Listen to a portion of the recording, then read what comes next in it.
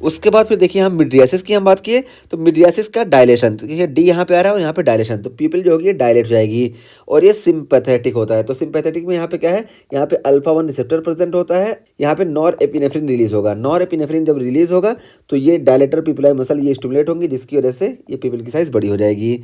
अब यहाँ पे देखिए इसका पाथ जो है बहुत लंबा है। यहाँ देखिए ब्रेन से शुरू होता है, पहले देखिए यहाँ पे T1 के लेवल पे आता है, फिर T1 से फिर दोबारा ये असेंड होता है और असेंड होकर फिर ये जाता है यहाँ पे और आई में ये डायलेटर पिपलाई मसल को स्टिमुलेट करता है। पूरा पाथ हम यहाँ बात करते हैं।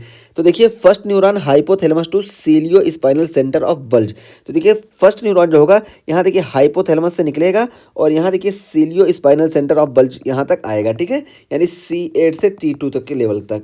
तो यहाँ पे ये आएगा और फिर यहाँ से ये बाहर निकलेगा, T1 के लेवल से ये बाहर निकलेगा दूसरा न्यूरॉन। पहला न्यूरॉन यहाँ से आया, यहाँ पे ख़त्म हुआ और यहाँ से T1 के लेवल से दूसरा न्यूरॉन निकलेगा और ये दूसरा न्यूरॉन देखिए ये सुपीरियर सर्वाइकल गैंग्लियन तक जाएगा, ठीक है। 2 न्यूरॉन हुए और फिर यहाँ सुपीरियर सर्वाइकल गैंग्लियन, ये देखिए अब यहाँ से ये पोस्ट गैंग्लियोनिक फाइबर निकलेंगे और ये देखिए ये इंटरनल कैरोटिड आर्टरी के जरिए ये देखिए ये ऐसे ऐसे करके ये देखिए यहाँ पे ये देखिए ये चले जाएंगे डायलेटर पिपलाई मसल्स पे, ठीक है।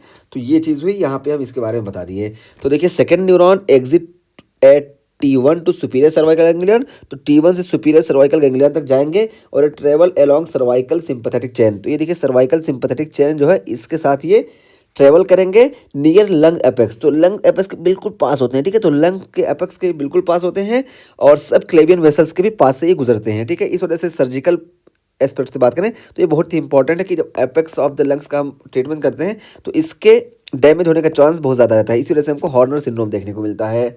और उसके बाद फिर देखिए थर्ड न्यूरॉन, तो देखिए थर्ड न्यूरॉन यहाँ है प्लेक्सिस अलोंग इंटरनल कैरोटिड, ठीक है। तो थर्ड न्यूरॉन देखिए इंटरनल कैरोटिड से ऐसे ऐसे रैप होकर प्लेक्सिस बना के जाएगा और थ्रो कैवर्नस साइनस। तो इंटरनल कैरोटिड आर्टरी हमको मालूम है कि यहाँ कैवर्नस साइनस में ये एंटर करती है, तो कैवर्नस साइनस में जाएगा, इंटर्स orbit as long ciliary nerve, फिर उसके बाद फिर ये ऑर्बिट में इंटर कर जाएगा, ठीक है।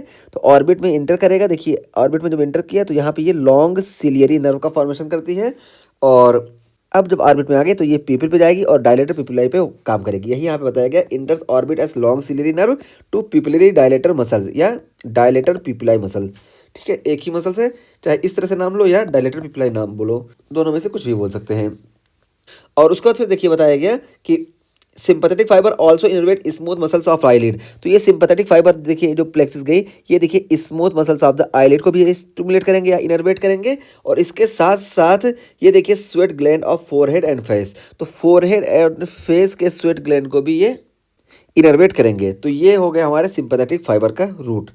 अब देखिए यहाँ पे ये लॉन्ग सिलियरी नर्व का फॉर्मेशन कर रही है और यहाँ पे जो हम मियोसिस में देखे थे तो यहाँ पे देखिए शॉर्ट सिलियरी नर्व थी।